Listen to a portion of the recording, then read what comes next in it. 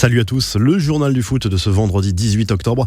Le coup de gueule d'Adil Rami contre les médias. Le défenseur de Fenerbahçe a publié une vidéo pour exprimer son ras-le-bol des fake news.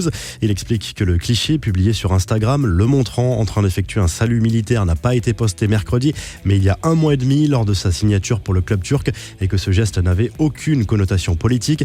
L'ancien Marseillais a été critiqué pour ce geste sur les réseaux sociaux en raison de la polémique actuelle. Les médias, lâchez-moi, j'ai envie de rester souriant et poli, mais franchement, tout cela me fatigue, a confié le champion du monde. Paul Pogba, joueur du Real Madrid, la rumeur n'a pas fini d'alimenter les tabloïds britanniques. Le Daily Star a dévoilé la photo d'une rencontre entre Paul Pogba et Zinedine Zidane à Dubaï lors de la trêve internationale. Le milieu de terrain de Manchester United était présent dans l'Émirat pour soigner sa blessure à la cheville. Le coach du Real a quant à lui participé à une conférence sur le sport.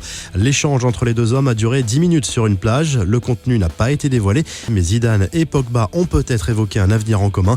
La réponse de Lionel Messi à Cristiano Ronaldo, le Portugais avait sous-entendu il y a quelques semaines qu'il avait pris beaucoup plus de risques dans sa carrière que l'Argentin en évoluant dans différents clubs et différents championnats. Interrogé par Marca, Messi a expliqué qu'il ne se voyait pas quitter le Barça, le meilleur club du monde à ses yeux. Chacun gère sa carrière comme il l'entend, j'ai de grands objectifs, je ne me vois pas aller ailleurs, c'est tout, a répondu l'Argentin. Quelques infos en bref et en images. La réponse de Pierre Ménès à Dani Alves à présent, qui avait dénoncé cette semaine le racisme qu'il avait pu constater dans la ville de Paris. Sur son compte Twitter, le chroniqueur du CFC a renvoyé le Brésilien dans les cordes. Pour l'avoir vu plusieurs fois, il n'avait pas l'air en souffrance. Je déteste les gens qui crachent dans la gamelle qui les a bien nourris, a écrit Pierre Ménès. Le nouveau propriétaire de l'OGC Nice, Jim Ratcliffe, s'est livré dans une interview à l'équipe sur ses ambitions pour le club niçois. Il veut jouer la Ligue des Champions régulièrement. Entretien en toute franchise puisque le milliardaire britannique a reconnu qu'il détestait Patrick Vieira à l'époque où il était joueur. C'était vraiment un salopard, a confié Ratcliffe avec le sourire.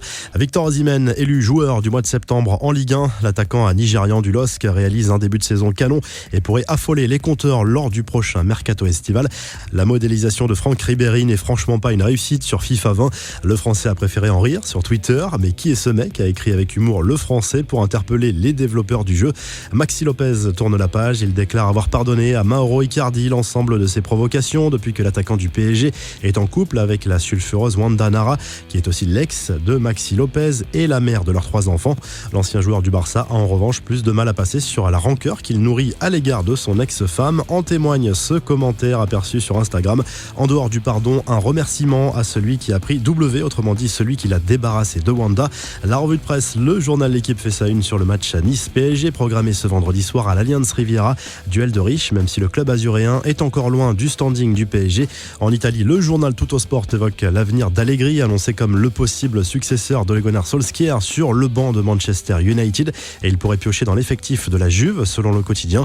En Espagne, le journal Sport fait sa une sur le report du Classico Barça-Real qui devait se jouer fin octobre.